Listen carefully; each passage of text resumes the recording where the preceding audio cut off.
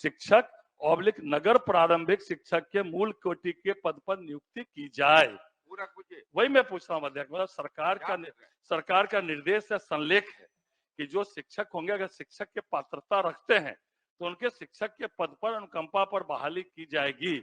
तो सरकार अपने दिए गए निर्देश के आलोक में क्यों नहीं उसको लागू करना चाहती है और सरकार कहती है कि शिक्षक के आश्रित पर शिक्षक की बहाली नहीं होगी। यह मैं माननीय मंत्री जी से पूछना चाहता हूं अध्यक्ष महोदय। माननीय मंत्री शिक्षा विभाग महोदय, पहले जो शिक्षक सेवा काल में जिनकी मृत्यु होती थी उनकी जगह पर अनुकंपा के आधार पर योग्यताधारी जो उनके वारिस होते थे उनको उनकी नियुक्ति शिक्षक में होती थी। उसके बाद महोदय सारे सदस्य अवगत हैं कि 2006 में जो नई शिक्षक नियमावली आई और शिक्षक नियोजन का प्राधिकार जो स्थानीय निकाय होते हैं, पंचायत और नगर निकाय, ये अधिकार उनको दे दिया गया।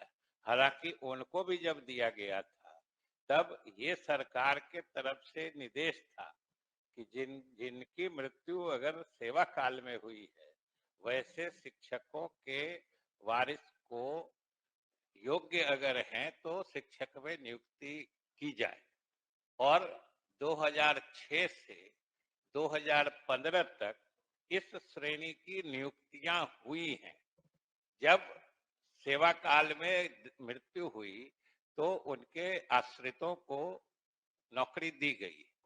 महोदय 2015 में NCTE जो है, national council for teachers education, उसका एक ऑल इंडिया सर्कुलर भारत सरकार की तरफ से आया जिसके तहत उन्होंने शिक्षक में नियुक्ति के लिए 2 चीजें अनिवार्य कर दी।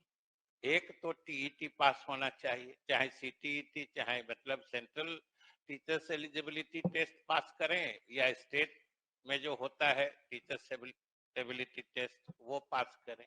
ये पहली शर्त थी। दूसरी शर्त थी कि उनको प्रशिक्षण भी शिक्षक होने के लिए जो BEd या शिक्षक प्रशिक्षण महाविद्यालय से भी प्रशिक्षित होना चाहिए। तो 2015 के बाद से महोदय ये चूंकि भारत सरकार का देशव्यापी मतलब निर्देश था कि अब कोई भी शिक्षक तभी नियुक्त होंगे जब तक कि वो मतलब टीचर्स एलिजिबिलिटी टेस्ट न पास कर लें और प्रशिक्षण न प्राप्त कर लें। 2015 से महोदय 2023 तक इस श्रेणी के जो लोग पाए गए उनकी नियुक्तियां हुई। अब महोदय अभी पिछले वर्ष जो नई नियमावली जारी हुई है, जब से बिहार लोक सेवा आयोग के माध्यम से शिक्षकों की नियुक्ति होनी है, उसमें शिक्षक में सीधे नियुक्ति का प्रावधान नहीं है।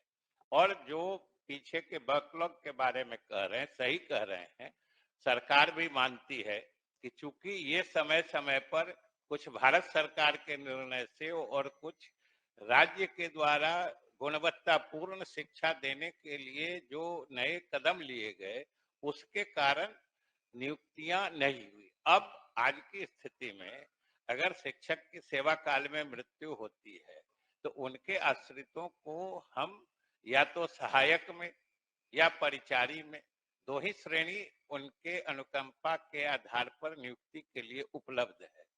और इसीलिए महोदय अभी सबों ने देखा होगा कि पिछले दिनों मंत्रिपरिषद ने 6421 विद्यालय सहायकों के पद की स्वीकृति दे दी है।